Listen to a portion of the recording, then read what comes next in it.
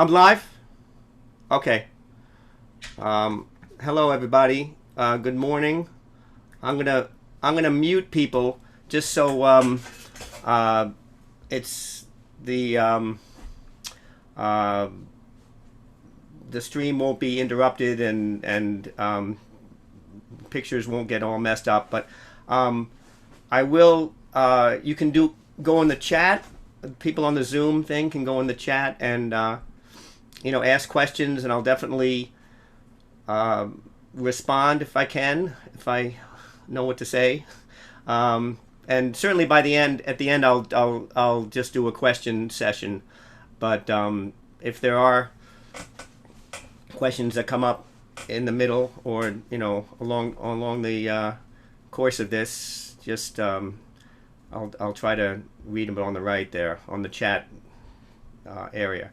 So first of all, I want to thank Marco Cello and Mark Momas, the directors of the New York Jazz Workshop, for hosting this Masterclass series and inviting me to do this.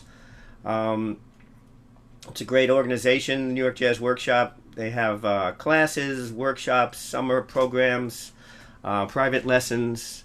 They just got a new studio in Midtown Manhattan. That's really beautiful place right in Midtown. They can't go in there right now because of the virus, but it is a nice new digs for the workshop.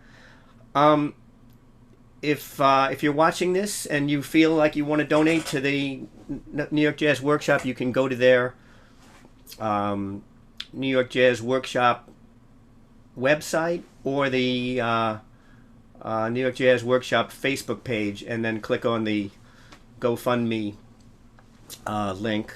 This is definitely a difficult time for the arts, and everybody's having trouble making ends meet. So that would be great if anybody has the desire to give some money to the organization. That'd be great. So I want to start talking about Ornette Coleman's music and his harmonic theory.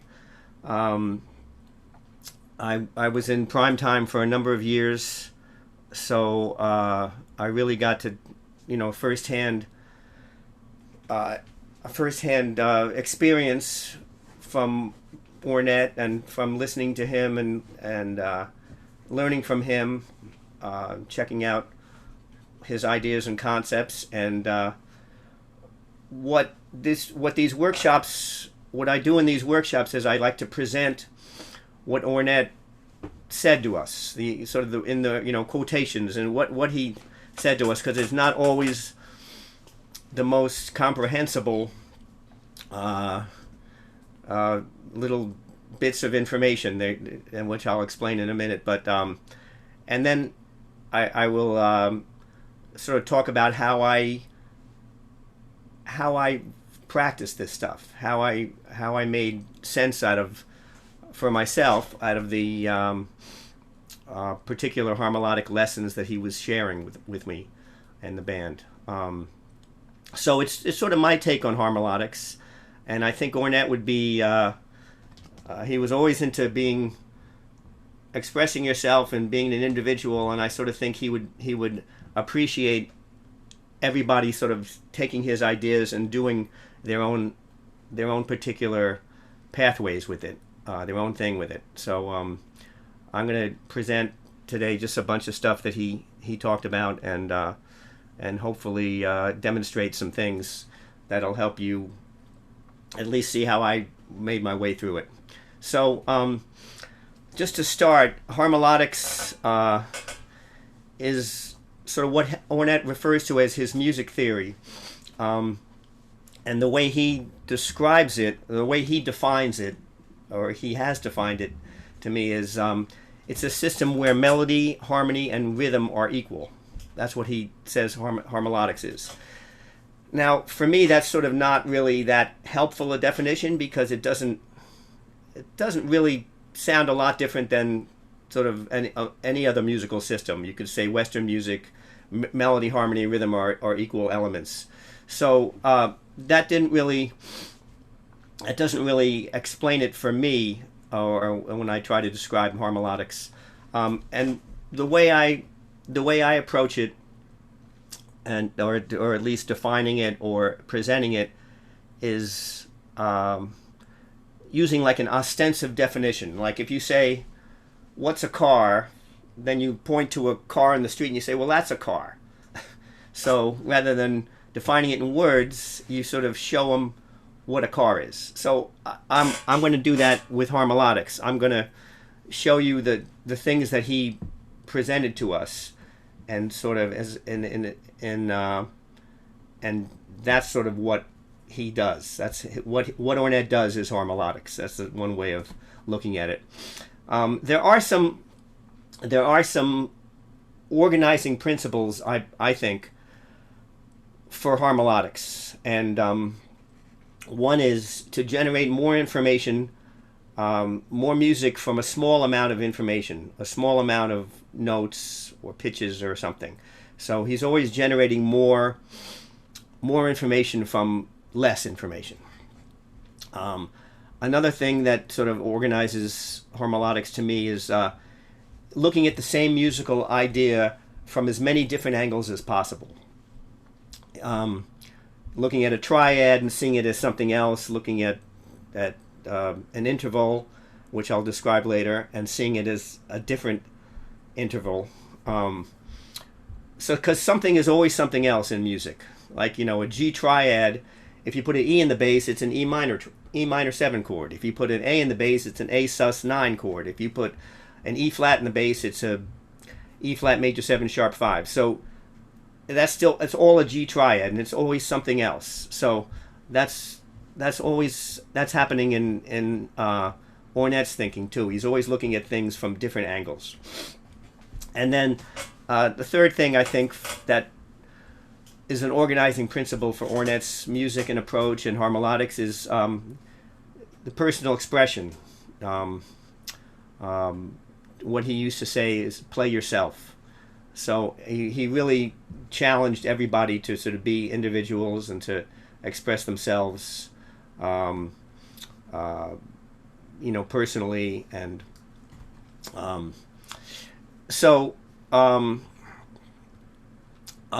there's sort of some traditional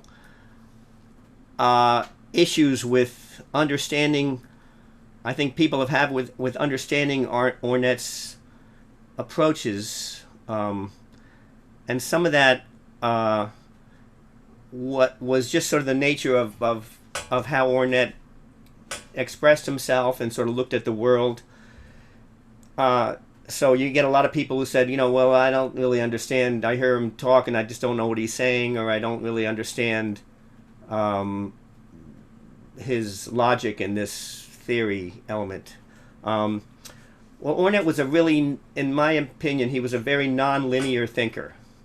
Like if there was a point from A to B, Ornette would not pick the straight line from A to B. He would go in a whole different direction and get there eventually, and usually in a beautiful manner. But it wouldn't be the expected route from A to B.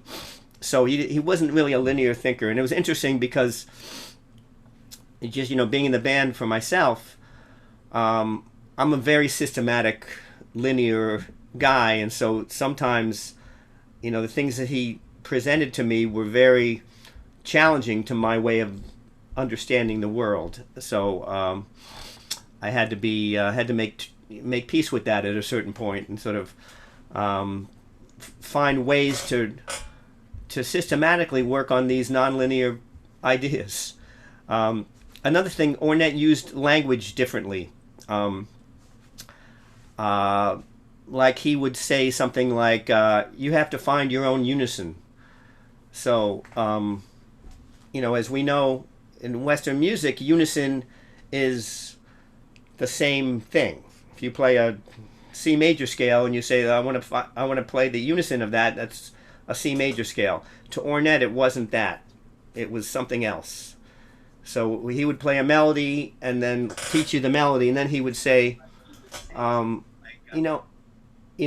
to find your unison to that melody. So it was always something different, and he would say, "Now you got it. We got it. You're ringing your own unison. Do you hear that?" And that took me a while to so understand and follow that, and it wasn't completely clear to me what unison really means to Ornette, but it definitely is not a straight, exact replica. So yeah, one of the things he would say, well, yeah, you have to find your own unison. So some of the things that he would present to us in prime time, the prime time rehearsals were long sessions, sometimes 6-8 hours, sometimes longer, where we would there would be a lot of Ornette teaching us and talking and presenting stuff and running through tunes and teaching us melody note by note, or showing us chords to play, and there'd be a lot of talking about harmonic theory.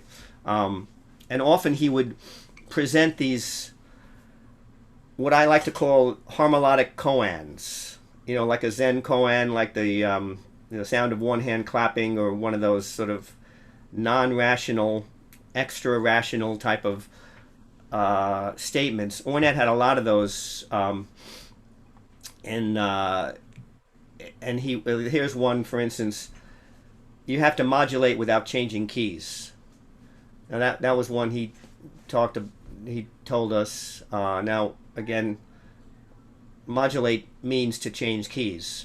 So to modulate without changing keys is sort of a contradiction, and it's sort of a non-rational approach to something. So there were often those kind of Zen koans, and I have a bunch of them. I would write them down and keep a record of these things. So I'm going to read a bunch of them. Well, I can read a couple of them now. Let me see. Let's see. Make every note a tonic. That was one of the things he said to us. This is something he said to a sound man at a concert, at a sound check. Take the treble off the top and put it on the bottom. So that's giving the sound man some harmonics. You have to modulate without changing keys. Years ago, my friend Willard Dyson came and did some rehearsals with us, and he drummer, and he would talk to him, and he said, you're playing rhythm for time when you should be playing time for rhythm. So that's this is some interesting. What's another one here? The guitar is the only instrument with no true unison sound. He told me that one day. Get notes to sound more like your own unison. One of my favorite Ornette lines was when he met my wife, and my wife Diana, and he said to her, he asked her if she was a musician, and she said, "No, I'm an anthropologist." And he said, "Oh, you play the world." So that was sort of he had a real quick mind, and very funny, very philosophical, very generous with his musical ideas. It's great to work with for and hang out with. So in terms of how he presented things to us, he would only really speak of small elements in music: triads, seventh chords, major and minor scales, intervals. I never heard Ornette talk about melodic minor or altered scales, or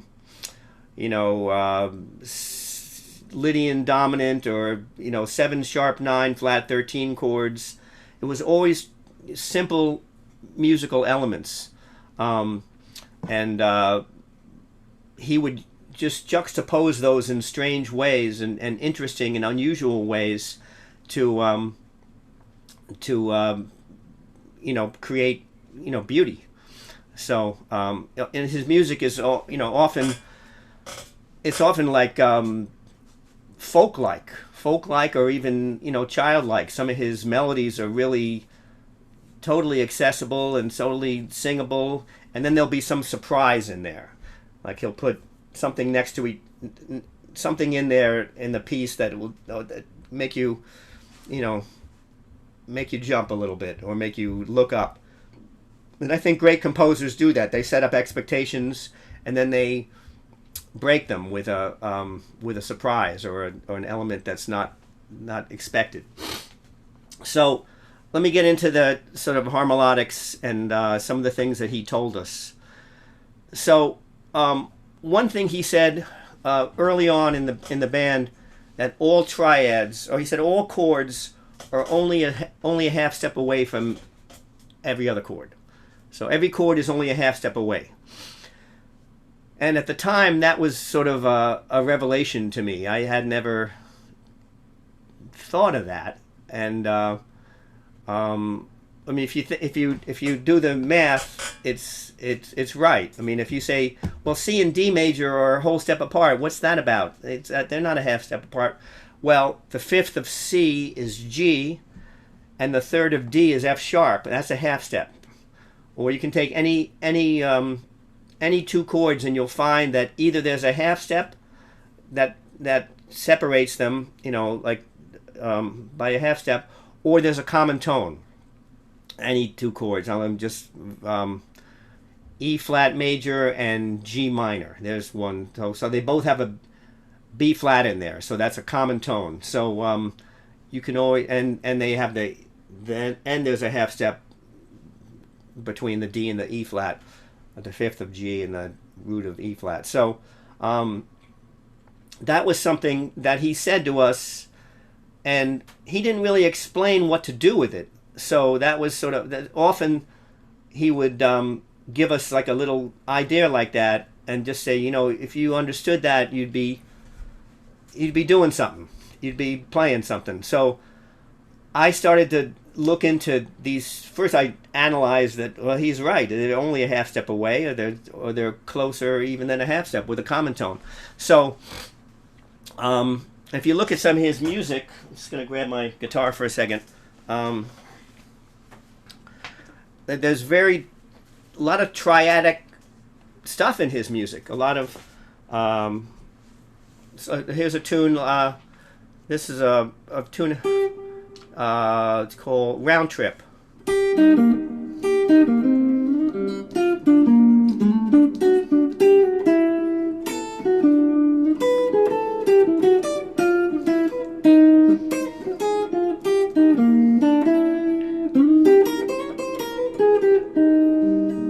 So when you think about that, it's all triads in there. E flat triad, B flat triad, then a D triad to the A,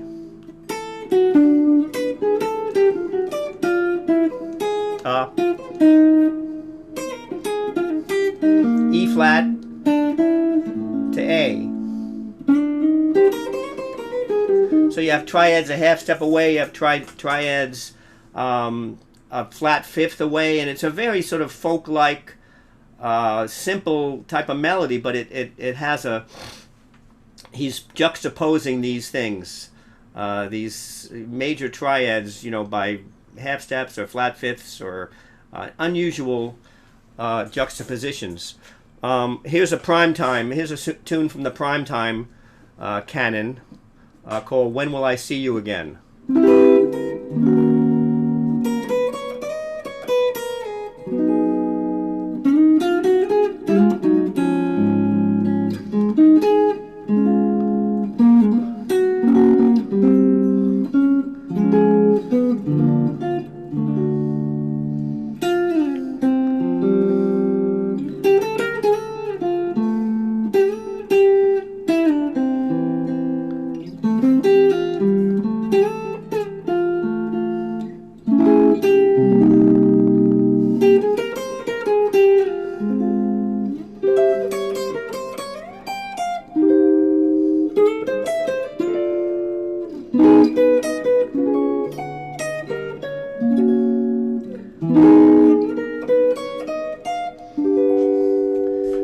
So if we look at a section of that, this section here. Now I have to say that Ornette's sort of known for taking the harmony instrument out of the band and opening up improvisation to opening up the freedom of the rhythm section to play behind the soloist and follow where the soloist is going and not have a preconceived pathway of a song form, taking the chords out. But with Primetime, he had chords. He had, in the band there were originally 2 guitarists, and then later on when I was in the band, Dave Bryant joined, and there were 2 guitarists and a piano player. So Ornette did give us chords to play often in the melodies, and talked about chords. So that section.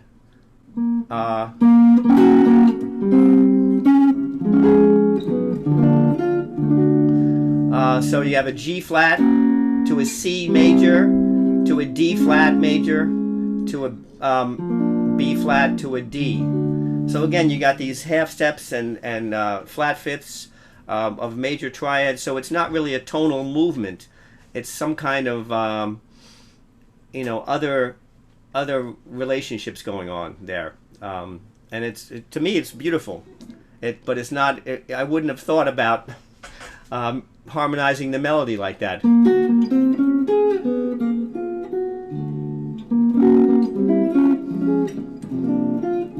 So let me talk about how I would practice this stuff. I would take, again, this is my take on it now.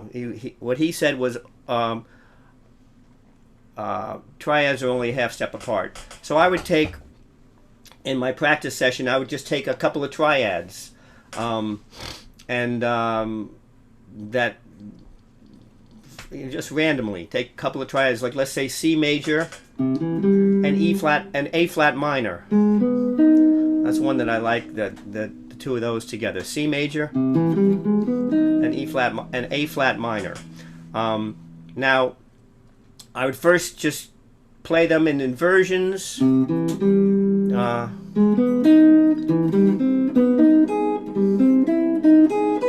Make sure I can play them up and down on the instrument in different parts and just get that together. And then I would work on voice leading the triads using those contiguous notes, like C. Now when I end up on the G, I'm half step away from the A flat. And then I'm a half step away from the E at the end of that A flat triad. So you get these sort of voice-led type of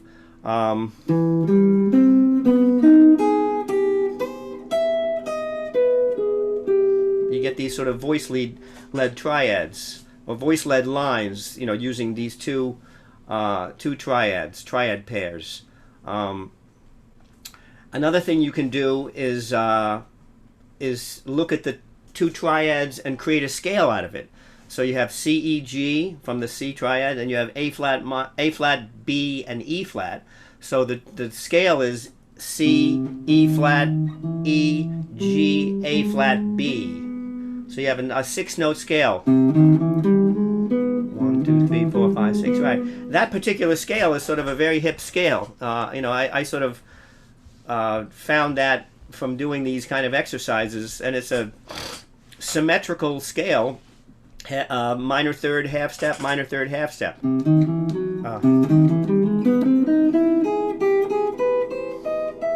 So you get you can take that and start building lines.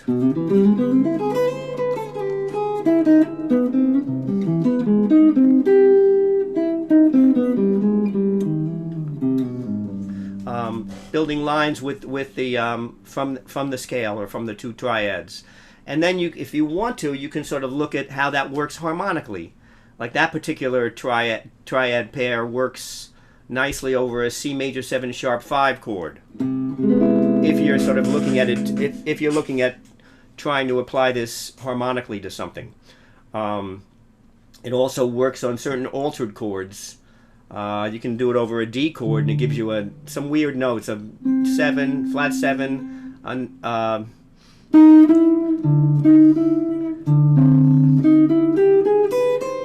11, a sharp 11, a 13, a 9, and a flat 9.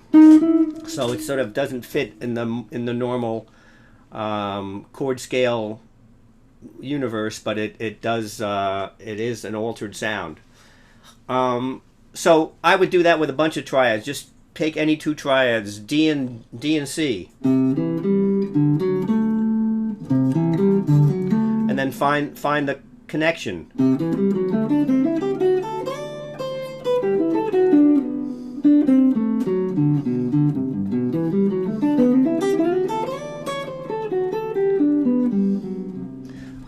That gives you like a 5-note.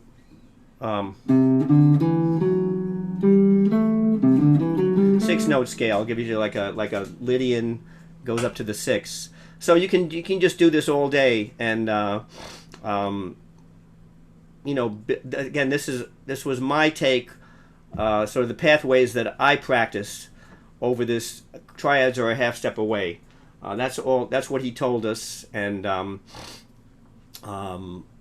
I went somewhere with it, and it's been a very rich exploration for me, that particular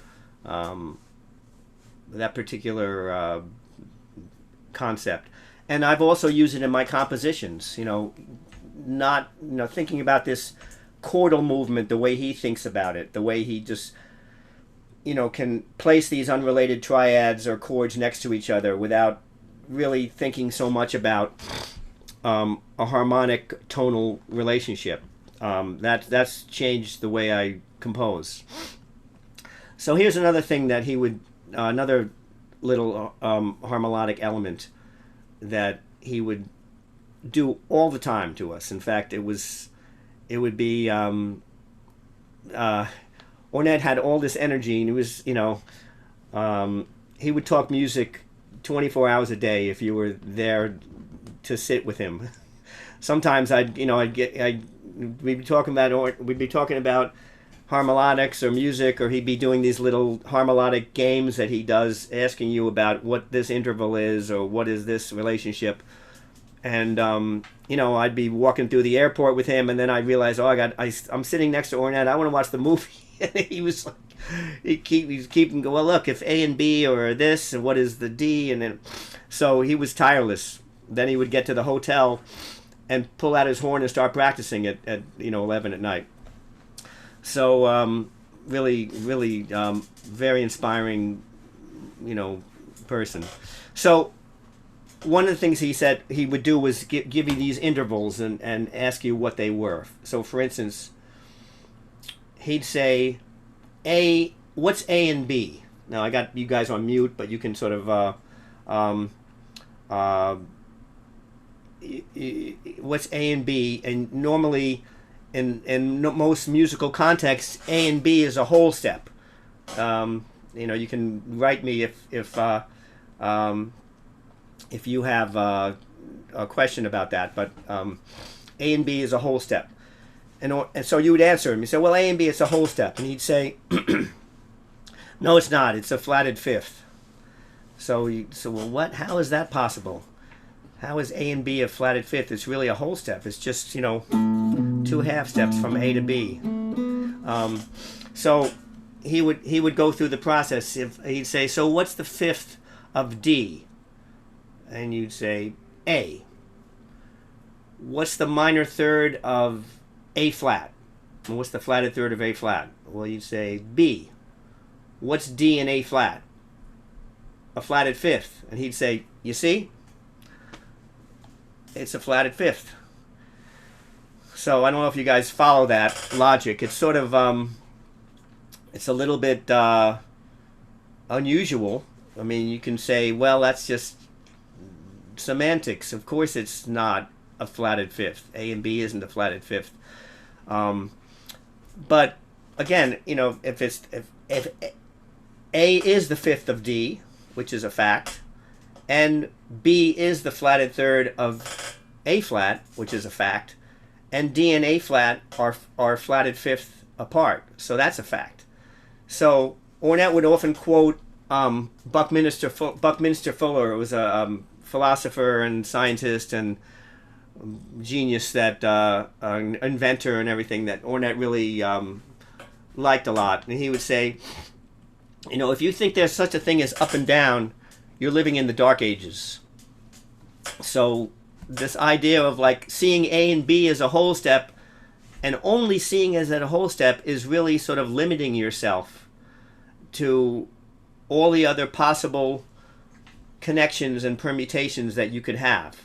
You can see, you know, if you see A and B as the fifth of the D chord and the flat third of a B chord, then you have that information now to use for your melodic pathways, your melodic playing, or your harmonic thinking, whatever it is. And you can start hearing differently too. I believe Ornette really heard this stuff, and was able to synthesize these things, which, you know, for me, I would set up ear training exercises so I could try to hear A as the fifth of D, and, you know, B is the flat third of A flat, and I would then create lines out of those two different chords, maybe a D major 7 and an A flat minor 7, or a D, or I'd pick some different chords to that you could, you know, maybe a D dominant 7 and an A flat minor.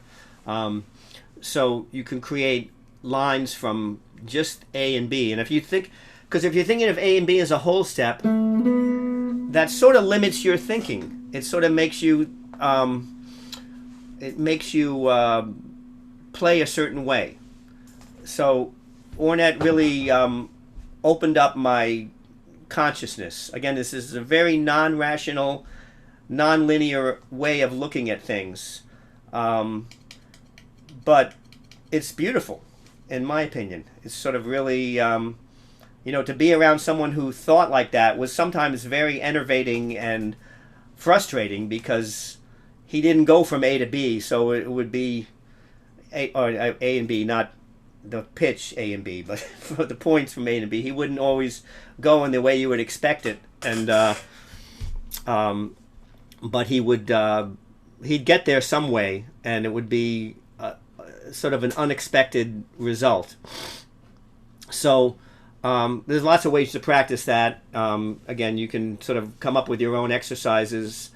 One of the things that I would do is I'd sort of try to, his mind worked so fast that he would, you know, he would be able to do this to synthesize these different intervallic connections. And as soon as I understood it, well, A and B, well, he'd ask me, what's A and B? And I said, that's a flatted fifth. He goes, no, that's a half step. Or it's a major third. He would have a different thing the next day, and then he'd sort of show you how that worked. So his mind was really quick and sort of playful. He often did these harmonic little games with us, with asking us what this was, or and really, you know, if you looked at it literally, he would switch it up, say, no, that's not what it is. You got to look at it this way. So another idea that he would talk about with these idea of harmonic chords, and he would present these chords, and there were a number of different harmonic chords, or harmonic chord systems, I'll call them. This one was one he talked about a lot. It's he said if you knew about these harmonic chords, you'd really be playing something. So the first one is C major 7, E flat minor 7, and then D minor with a flatted fifth and a fifth. So I'll actually put it. I'll if I can do this, I'll share it with you.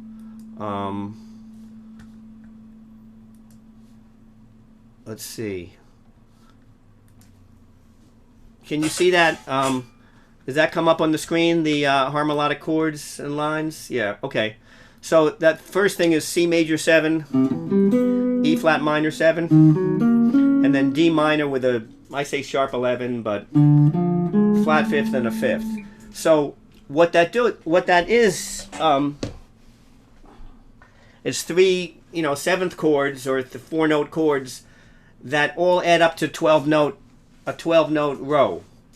So that they're all 12 chromatics are within that chordal system there. C major, you got your whole chromatic scale there. So again, he didn't really describe what to do with this. He just said if you understood this, you'd be really playing something. So he would often say that. So again, in my more sort of anal systematic approach, I would start of, okay, let me play those let me play those chords. Let me play them in different inversions.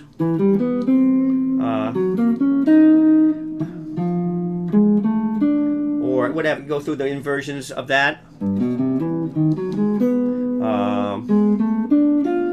And then voice lead those chords with again rules of voice leading that don't move more than a whole step when you're finished going from one chord to the next chord. So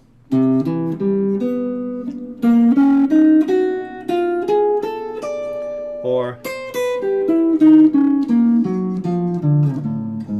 right, and then I would start to so practicing that kind of stuff to really get some fluidity of voice leading those three different chords. And really what it does is it makes you create 12-tone lines. As my friend Dave Bryant, the keyboard player in Primetime with me, said, well, that's like a bad tone row because it implies harmony, and I guess tone rows are not supposed to imply harmony, but this does imply harmony. So not bad in the value judgment sense of the word, but just in it's implying harmony. So I would take little systematic things, and like I would start with just playing maybe four notes on each chord. Oh, that's 3 notes. I'm sorry.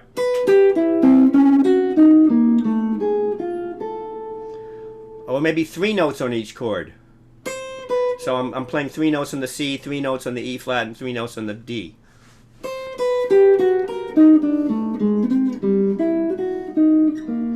Or 2 notes on each chord.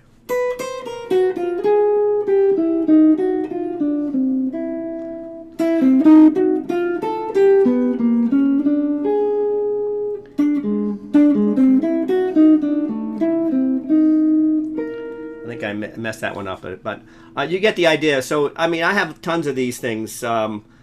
3-note chords, 3-note ideas, 4-note ideas, and just trying to build 12-tone lines using these 3 different harmonic chords. There's another set of harmonic chords that, let me see if I have to sort of, one that I don't use a lot, but it's triads. Let me just find it for you guys. Let's see. Well, maybe I'll do it at the end when I'm answering questions. Oh, here we go. We got B minor. Well, no, that's not. I don't like that one. Okay, I'll come out. Oh, here it is. Okay, I got it. Melodic chords. We got C minor, F sharp minor. These are triads. C minor, F sharp minor, E major, and B flat major. Those 4 triads give you all 12 pitches in the chromatic scale. So, and then you can do the same type of thing with those 4 chords as you do with the 3 there. So let me get back to what I was talking about. Okay, so that's the harmonic chords thing that I would come up with these little different 2-note and 3-note pivots from voice leading to the different chords to come up with some 12-tone lines. Now, whether or not this sounded like Ornette, I'm not sure that that's really what I was after. I was really more after into like sort of really sounding like myself, and mining this territory of, in this case, 12 tone lines. My cat just came in the room. So another thing he would talk about was the harmonic clef. Now I can share. Let's see.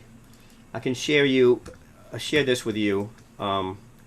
This is sort of an Ornette piece called Kathleen Gray in his handwriting, and you can see on the left with the three. He has three clefs there, and the one in the middle, that one that looks like an 8, that's what he calls the harmonic clef.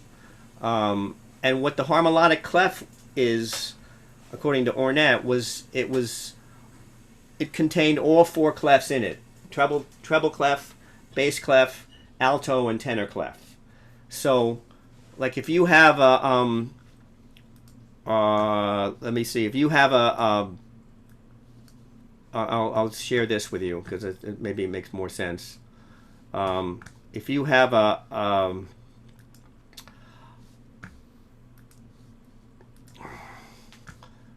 this was harmonic clef. Yeah, I couldn't get the Sibelius to write a harmonic clef, so you got to think about that 8, that little 8 that he had. So if you have a C on the treble clef, on the harmonic clef, that would also be an E, which is a bass clef. It would also be a D, which is the alto clef, and it would also be a B, which is the tenor clef. So you would get these 4 notes. You'd get C, E, D, B. You get 4 notes generated from one pitch. Again, what do you do with that? Well, you're generating more notes from what you're already playing. You have one note, the C, and now you got B, C, D, E. So you can have 4 notes, generating more information and going into different melodies or different melodic connections. And if you can see it becomes almost geometric, how that if one note equals 4 notes, then 4 notes equals 16 notes, and blah blah blah. So that's another one of Ornette's pathways there. One of the harmonic ideas. Briefly, to talk a little bit about how he rehearsed prime time, which again, this is very dense. A lot of people. There was 8 of us, 7 or 8 of us, chord players, melody players, 2 percussionists, and it was always a lot of information that was being played, and I think Ornette sort of liked that that chaotic, mixture of melodies and chords and sounds, and he would his ear and his mind would sort of like dance up on the top of that and create his own melodies on top of that, synthesizing from all the dense textures that we were playing. And he liked that. He really liked that sound. It wasn't always the most popular music to audiences. It's really hard to listen to, to that much information going on at once. But I have to say that in my musical experience, the number of times that sort of the band approached these levels of connection and communication with 8 of us sort of improvising freely, there were moments that I've never experienced before or since. That kind of connection and sort of almost spiritual level of musical, musical creation. And so Ornette really, he had a vision with Primetime. And Primetime is, it's often thought of as his bastard child, and it's not favored of the critics or anything. But Ornette did Primetime since the '70s, so it wasn't an aberration. He did Primetime for 30 years. Wasn't like this is something that he just did a one-off with. He had a bunch of records and touring, and he really liked that vehicle for his music. So one of the things that he would do was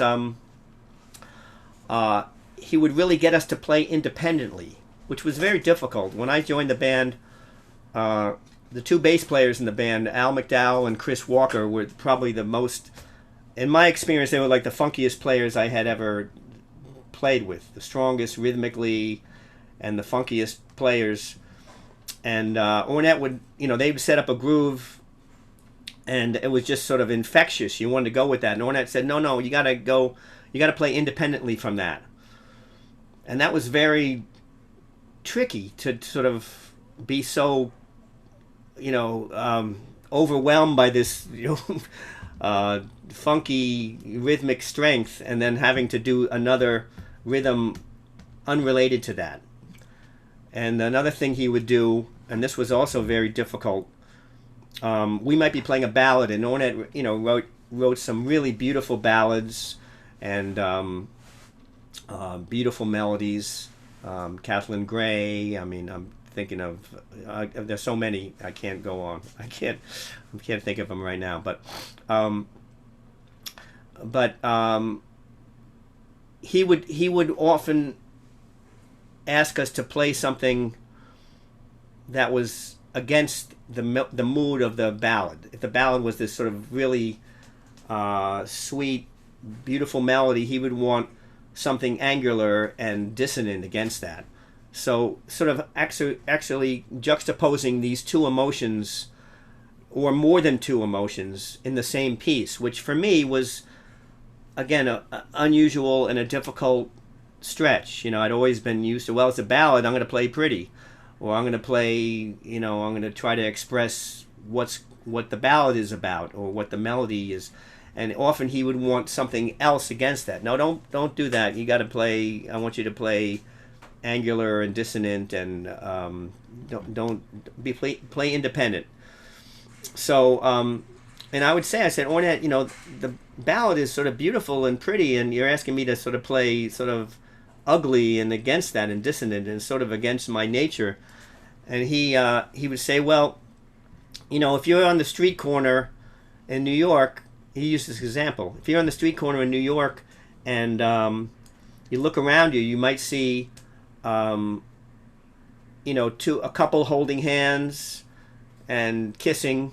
You might see a taxi driver yelling at somebody on the street. You might, on the same corner, you might see, two people fighting, and why can't music be like that? Why do you have to have only one emotion in a piece of music? You should be able to have these conflicting emotions, or just like the city. So that was sort of hard for me to get my head around, but I did manage to come around to that at a certain point, and it was sort of eye-opening. Somebody just wrote, could you repeat the four chords? The four chords are, let's see, I think it's C minor. Let me see this one, because I have to, this one, it's C minor, F sharp minor, E major, B flat major. Right. So, before I, I can take some questions now. If anybody have any questions that they want to,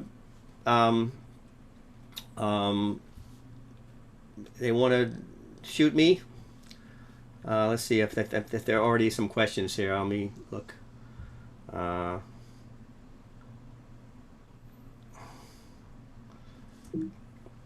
Okay. Um, let's see.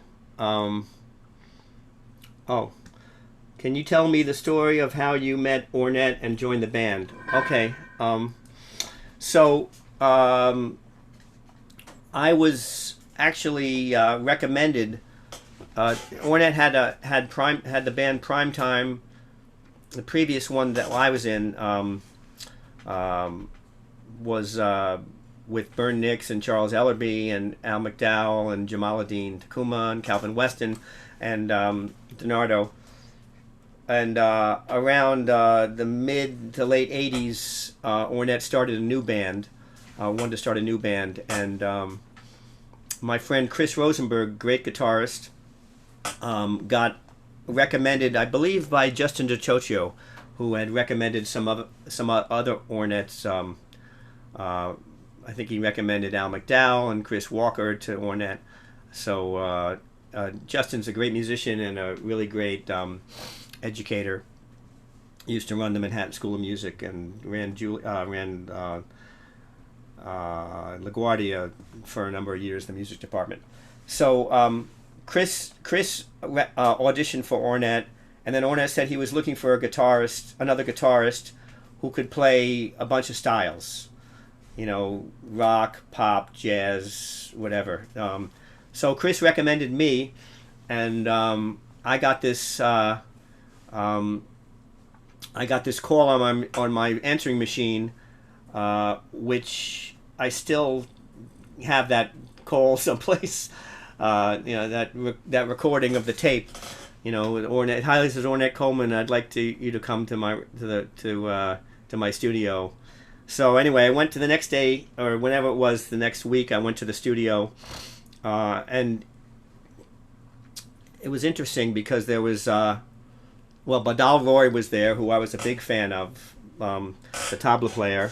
He also started that day, and then there were Al McDowell and Chris Walker, like the funkiest bass players I'd ever been in contact with, and Chris Rosenberg and DiNardo, and I think there might have been another drummer.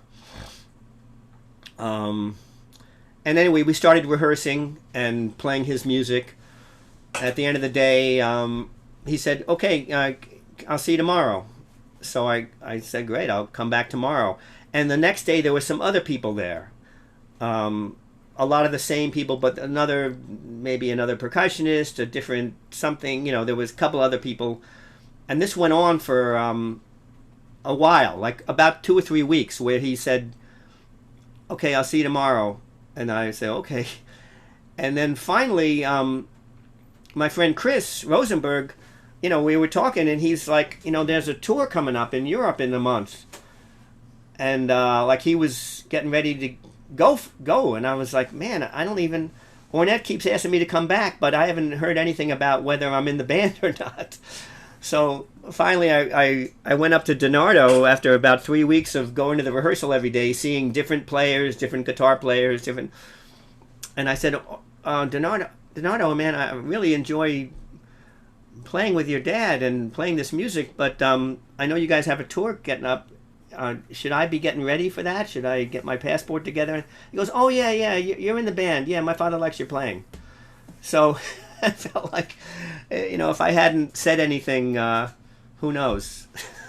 So let's see. Could you share? Let's see. Can you tell the story of how you met Ornette and joined the band? So that's how I met him.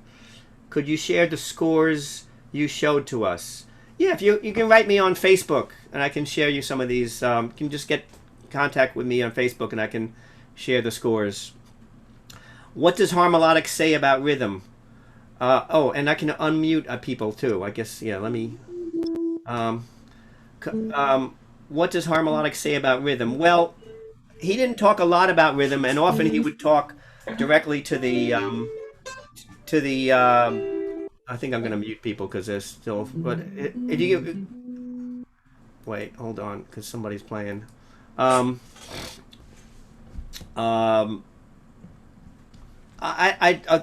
from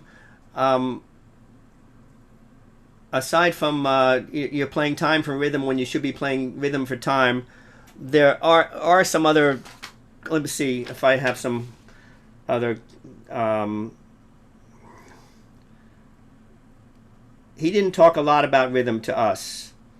Um, Rhythm has a key, but it is concerned with half steps and dominance, which is a diminished. That's one of his quotes. Rhythm has a key, but it's concerned with half steps and dominance, which is a diminished. Feeling of swing is an inner peace. That's another uh, rhythm statement.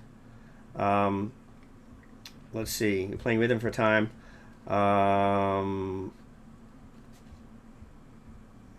I think that's all the rhythm ones I have written here. Um, to make every note a tonic got me thinking about Ornette's relationship to the blues. Did he ever reference any old time Lightning Hopkins style folk? He was definitely into the blues, and you can definitely. I mean, he wrote a lot of blues. He the blues was in his playing. I mean, he was down. He's from Texas, Fort Worth. You know, so yeah, he talked about blues guys all the time. You know, so uh, yeah. I mean, his blues is, you know, it's in his playing, it's in his composition, it's in his voice. Um, so I was going to mention something about. Yeah, I'm going to unmute people, but if anybody has any questions, they want to like sort of, you know, speak up or what's that? Hey, Paul.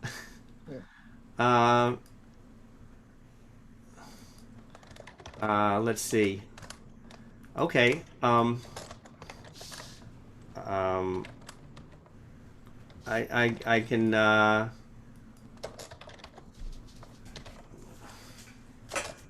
me see what else is. What were those four chords again? Oh, okay. Those C minor, F sharp minor, um, B flat major, and E major. Um, and he had other ones too. There's some other ones you can transpose. Obviously, you can transpose those into all keys and do that. And you know, I would recommend if you're sort of curious about this sort of 12 tone mix with harmony. It's sort of they're fun to mess around with, and I've definitely sort of opened up my playing. I mean, that's a lot of what this stuff has done for me. It's sort of really it's sort of made me, who was a very linear thinker, who very systematic, sort of made me start to like open up my eyes about the world of music, and sort of see that everything isn't so cut and dry and linear. It can be it's really great to hang out with someone who thinks that way. So, what is the solution to the problem of playing independently against a funky background? Um, you know, that's a good question. You really sort of have to keep trying. Often, what I would do if I didn't understand something, like again, there were this stuff I'm presenting to you.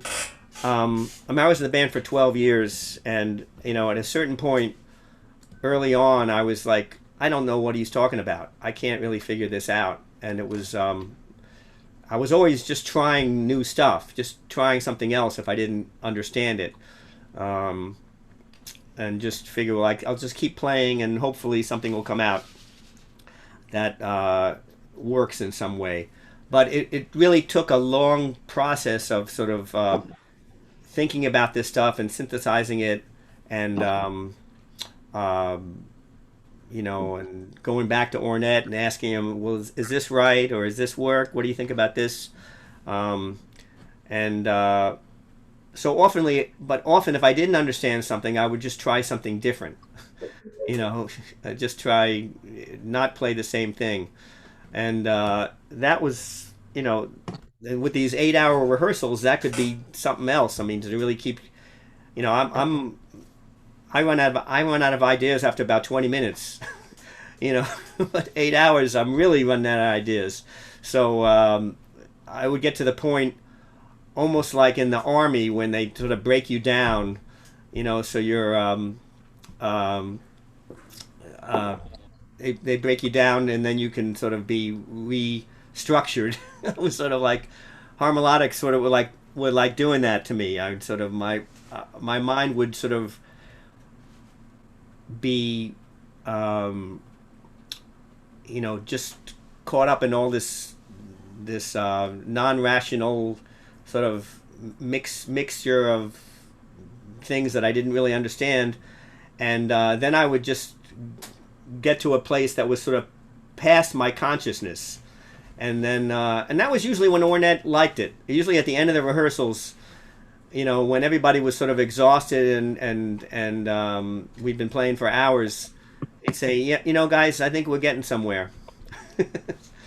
So I think you know, he was so interesting. He was a mixture of like sort of a perfectionist and very abstract. So that was a um, difficult combination. Like when we were in the studio, we actually were in the studio for 35 days to make tone dialing. It was 35 days of recording, and you know, we did a number of takes of tunes, like 15, 20, 30 takes of different tunes. There were like 15 tunes on the record. And Ornette was always, getting it's getting closer, guys, but it's not there. So, and this was when he had his own label, Harmonic. It was a label with Polygram. He didn't really have anybody telling him you can't keep recording. Usually in the studio they say, "Okay, you got 2 days," but he had like his own studio, he had his own label, so we just went forever. And that I remember one day we're recording and I'm doing some overdubbing on a tune. I'm doing a solo. I think it was "Where Have I Known You Before" or something like that. And I'm playing, and he's giving me all these um, uh, prompts. We'll try this, or try to change keys, try to do this, try to, often there were again some of these sort of like koan type of things, so it wasn't always so easily applicable. And then he said, "Look, I just want you to play what you feel." So I played a really heartfelt take on this recording, and then we listened back. He goes, "That's not what you feel." So he can be a little bit inscrutable at times too. But okay, let's see. This one's made up of 12 tones, which can be okay. There's also a set of 4 triads made up of all 12 tones, which include a major, minor, diminished, and augmented triad, but I can't remember what they are. They may be in my notes someplace, but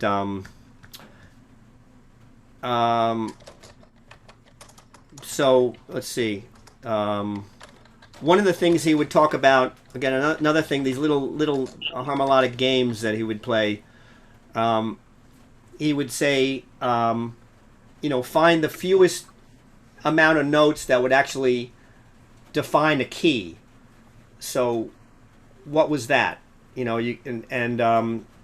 turns out like over here on the well, I guess they're not sharing this, but a G, a C, and an F sharp in the like a root, a fourth, and a seventh are the fewest notes you need to define a particular key. So that's some information you can use, using just a small amount of information to what he would call ring a key. The fewest notes that you can ring a key. Or you take the notes A and B and E and F sharp, and those notes ring only these keys. G major, A major, D major, and E major. So again, A, B, E, and F sharp, ring, G major, A major, D major, and E major, and only those keys. So he would sort of play with these kind of ideas, and there would be like almost like a puzzles that he would put together.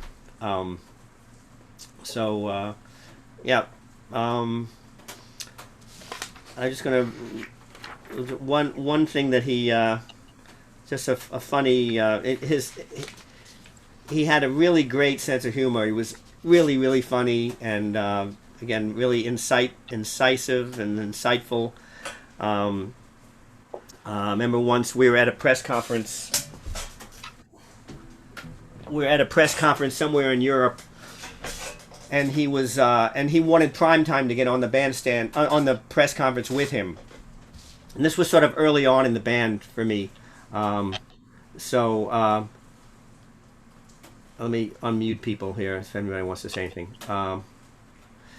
So he was being, of course, nobody was asking Primetime any questions. I was hoping they wouldn't. I was hoping they wouldn't ask me to define harmonics because at that point I was sort of like, well, I'm not really sure what's going on here. I'm just hanging in, just hanging in by my bootstraps. But remember what one of these reporters in the audience said, Ornette, can you, how do you find the audiences here? I don't know, we were in like Denmark or somewhere. And they said, and Ornette said, well, there are only two kinds of audiences. The ones that are standing up and the ones that are already laying in the ground. So that's Ornette. He, so I'm gonna, let me see what, okay.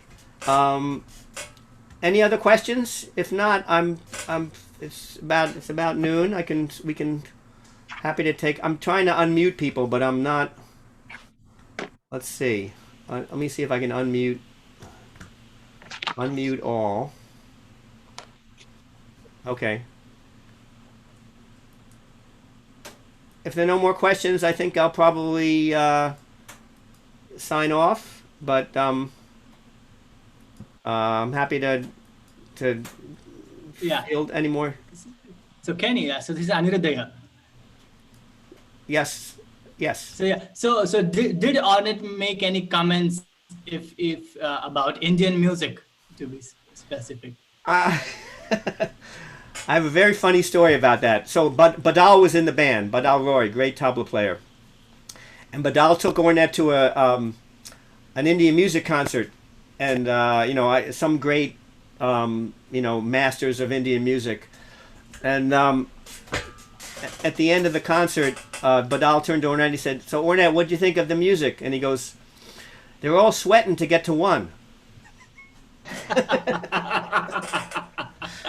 He had a way of like capsulating, just any I mean, brilliant when you think about it. I mean, there's all Indian music is all about landing on the sum, on the one. Right. He goes, yeah, they're all sweating to get to one. So that was his summation, we can say. Yes. But that's the yes, Bill. Oh wait, you're muted. Hold on. I'm trying to. Okay. Can you hear me now? I can hear you now. Okay. I'm wondering how much you would say some of these harmonic concepts, like the harmonic chords you were talking about earlier, have they seeped into your playing on standards? And if so, how? Notice. I think all this stuff has seeped into my playing. Yeah.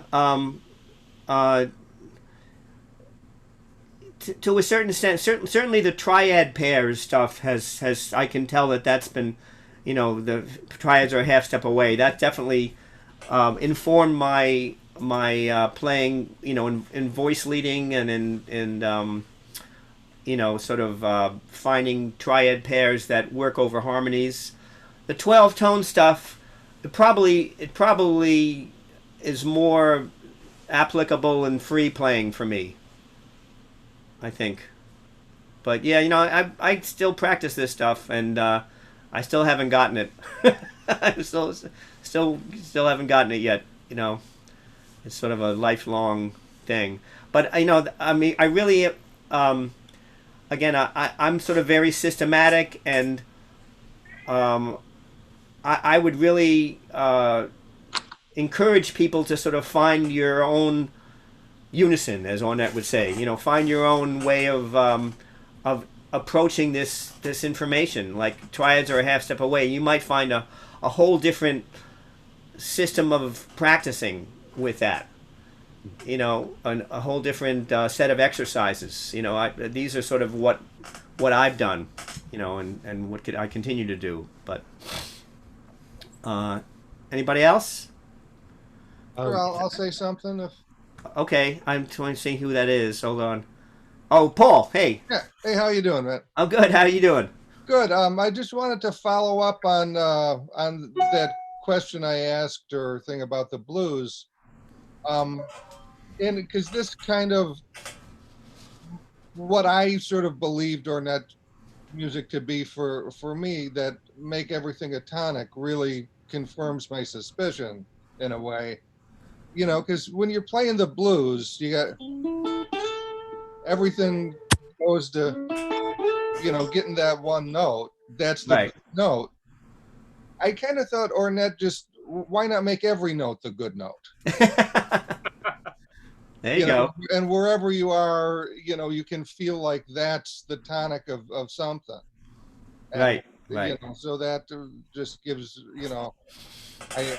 it's interesting that, to hear him have that observation when that's kind of the way I went around understanding the harmonics, is just like make every note the good note. Yeah. Well, here's a funny story that actually Perry Robinson told me when he heard I was working with Ornette. He said, "I got to tell you this story." He said he was up at the Lenox School in the late 50s, late 50s, when Ornette was had come there. When John Lewis brought Ornette up to the Lenox School, and all these great all these great musicians were up there, and Gunther Schuller and all sorts of folks. And he said Ornette came, and they were rooming together.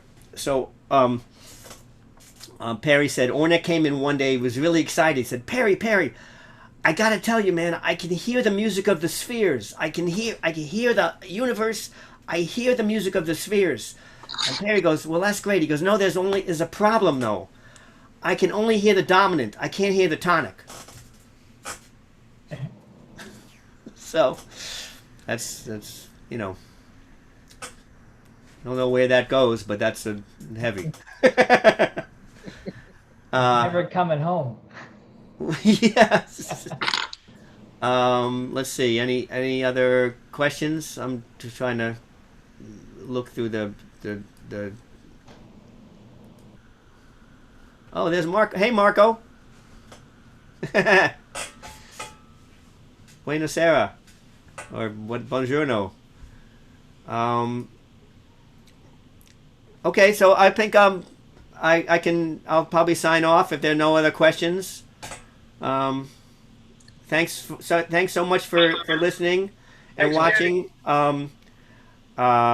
Again, if you're inclined, please donate to the New York Jazz Workshop. Go to their Facebook page or their website, NewYorkJazzWorkshop.com, to support during this sort of difficult time for artists. And there's some more master classes coming up. Next Saturday is the great bass player Dave Ambrosio doing a master class, and the week after it's Mark Momas doing one on rhythmic expansion, and he's pretty deep. So that's going to be. I know I'm going to watch that one. So again, thanks everybody for being here, and stay well, be well, have a great day, and keep playing harmonically. Thanks, man. Okay. Take care. Thank you very much. Okay, man. Take care.